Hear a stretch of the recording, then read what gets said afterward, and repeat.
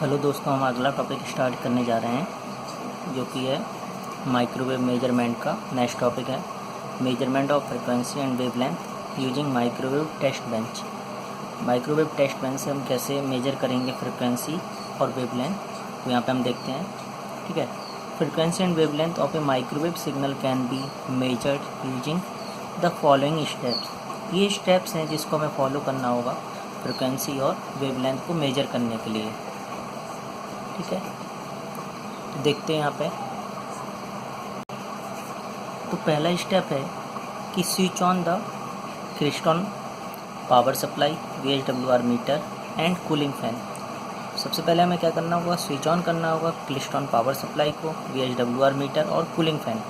Set the beam voltage at 300 volt. Beam voltage को set करना होगा 300 वोल्ट पे, और रिपलर वोल्टेज को सेट करना होगा जिससे कि कुछ डिफ्लेक्शन मिले हमें VHWR मीटर में। ठीक है, and repeller voltage to get some deflection in VHWR meter. तो हमें रिपलर वोल्टेज भी फिर सेट करना होगा जिससे कि क्या कुछ डिफ्लेक्शन आए। ठीक है, कुछ डिफ्लेक्शन हमें मिले। वो कहाँ पे मिले? VHWR मीटर में डिफ्लेक्शन होगा तभी वहाँ पे हम मेजर कर पाएंगे। ठीक, नेक्स्ट पॉइंट है जो maximize the deflection with AM and amplitude control knob of klystron power supply. तो मैक्सिमम डिफ्लेक्शन होगा वो कब होगा? जब हम एम्पलीट्यूड मॉड्यूलेशन और एम्पलीट्यूड कंट्रोल नॉब जो है क्लिस्टन पावर सप्लाई को एडजस्ट करके। ठीक है, तो ये यहाँ पे हमें क्या होगा, मैक्सिमम डिफ्लेक्शन मिलेगा। फिर क्या करेंगे, ट्यून करेंगे, tune the reflector voltage knob for maximum deflection. फिर ट्यून करना होगा रिफ्लेक्टर वोल्टेज नॉब को मैक्सिमम डिफ्लेक्शन के लिए। देन नेक्स्ट पॉइंट क्या है, tune the frequency meter knob to get. अगला पॉइंट क्या था कि tune the frequency meter knob to get a dip on the VHWR scale and note down the frequency from the frequency meter. तो tune करेंगे इसके बाद हम क्या, फ्रिक्वेंसी मीटर नॉब को, जिससे कि क्या हमें डिप मिलेगा, dip on the VHWR scale. यानी स्केल जो VHWR है उसमें निडल होगा, तो निडल का हम पोजीशन देखेंगे। ठीक है, और उसके बाद हम क्या करेंगे कि फ्रिक्वेंसी मेजर कर लेंगे फ्रिक्वेंसी मीटर से। ठीक, अगला क्या पॉइंट है, replace the termination with movable sort and D tune the frequency metre. Replace करेंगे टर्मिनेशन को मूवेबल सॉर्ट से और डिट्यून करेंगे फ्रिक्वेंसी मीटर को। फिर देन मूव कराएंगे प्रोब को स्लॉटेड लाइन के साथ। तो डिफ्लेक्शन हमें मिलेगा VHWR मीटर में, जो कि वेरी करेगा, क्योंकि पहले आप जब वेरी कराते जाएंगे तो आपको क्या है, वेरी VHWR स्केल का जो निडल है वो मूव करेगा, वहाँ पे डिफ्लेक्शन होगा। तो move the probe to a minimum deflection position. तो हमें क्या करना होगा कि जो नोब है, निडल है VHWR की, वो मिनिमम पोजीशन पे आए। डिफ्लेक्शन क्या, वो मिनिमम यानी 0 पे लाना होगा। तो वहाँ से हम क्या है, प्रोब की पोजीशन नोट कर लेंगे। फिर then move the probe to next minimum position and note the probe position again. फिर से हम क्या करेंगे, नेक्स्ट मिनिमम पोजीशन को नोट करेंगे, मूव कराएंगे प्रोब को और नेक्स्ट मिनिमम पोजीशन देखेंगे, और फिर से वहाँ पे क्या करेंगे, नोट कर लेंगे प्रोब की पोजीशन। ठीक, फिर उसके बाद क्या करेंगे, अगला जो पॉइंट है, calculate the guide wavelength which is equal to the twice the distance between two successive minimum position obtained as above, जो पहले हम लोग निकाल चुके हैं। ठीक है, D1 माइनस D2। तो फ्रिक्वेंसी हम कैलकुलेट कर सकते हैं इस फॉर्मूले से, F equal to C √1 upon lambda G square plus 1 upon lambda C square. यहाँ पे लैम्डा C क्या, cut off wavelength equal to 2A। ये किसके लिए होता है, डोमिनेंट मोड के लिए। A क्या है, wider dimension of the rectangular waveguide. तो यहाँ से फ्रिक्वेंसी आ गई, तो वेवलेंथ कैसे निकाल सकते हैं, C/F। ठीक है, मैं आपको सर्किट दिखा दे रहा हूँ। माइक्रोवेव टेस्ट बेंच, ये है माइक्रोवेव टेस्ट बेंच, आप देख सकते हैं यहाँ पे। ठीक,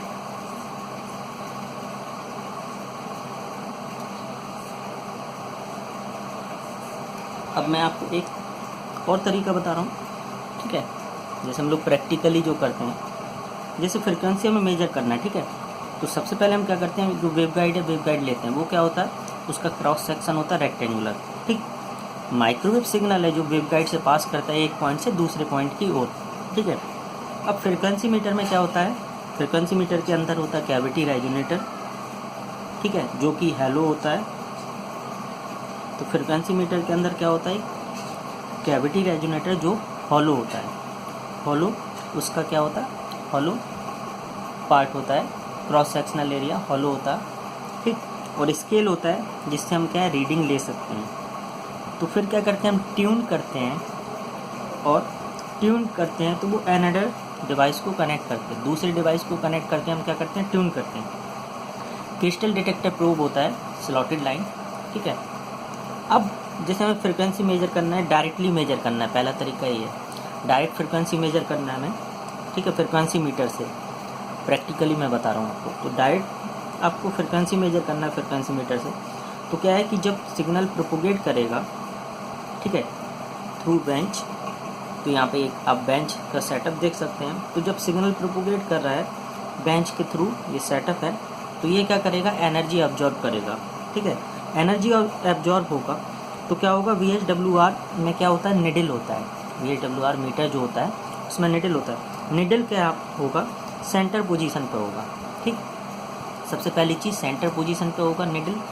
फिर हम क्या करते हैं कि फ्रिक्वेंसी मीटर को धीरे धीरे रोटेट करते हैं, ठीक है।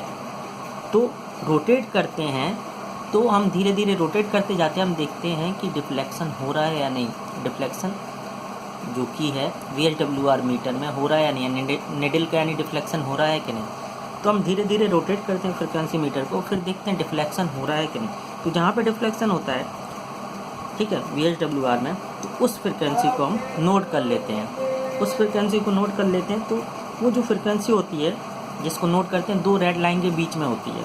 तो मान लिया ऑपरेटिंग फ्रिक्वेंसी कुछ आ गई आपकी, मान लीजिए 10 गीगाहर्ट्ज़ आ गया, ठीक है, उसको नोट कर लिए।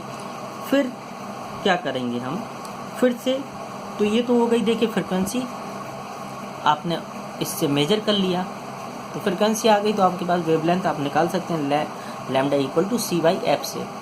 तो फ्रिक्वेंसी आ गई तो लैम्डा भी आप मेजर कर सकते हैं। एक ये हो गया फ्रिक्वेंसी को डायरेक्ट में। अब दूसरा क्या है कि डबल मिनिमा मेथड से हम कैलकुलेट करते हैं वेवलेंथ, और फिर देन फ्रिक्वेंसी निकालते हैं। फिर से रोटेट करेंगे और इनिशियल कंडीशन पर ले आएंगे, और जो निडल होगा सेंट्रल पोजीशन पे आ जाती है, ठीक है।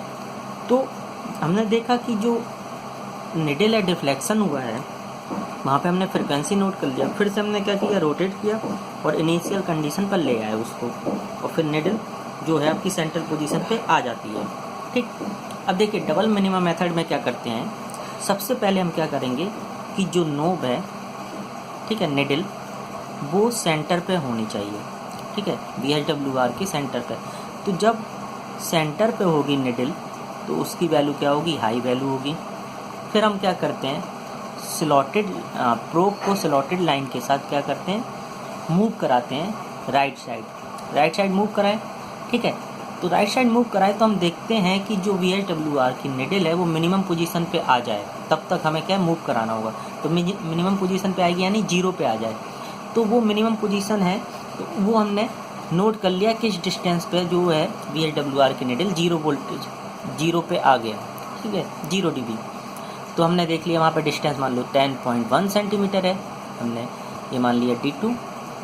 फिर हम क्या कर रहे हैं कि निडल को, अब फिर से हमने क्या किया, जब मिनिमम पोजीशन एक तो आ गई हमारी डिस्टेंस, फिर हम क्या करेंगे, फिर से हम क्या करेंगे कि निडल को मैक्सिमम पोजीशन पे लाएंगे, मैक्सिमम पोजीशन पे लाएंगे यानी मिडिल में लाना होगा फिर, और फिर मिडिल में लाने के बाद क्या होगा, फिर से हम क्या करेंगे, प्रोब को स्लॉटेड लाइन के साथ मूव कराएंगे अब लेफ़्ट साइड।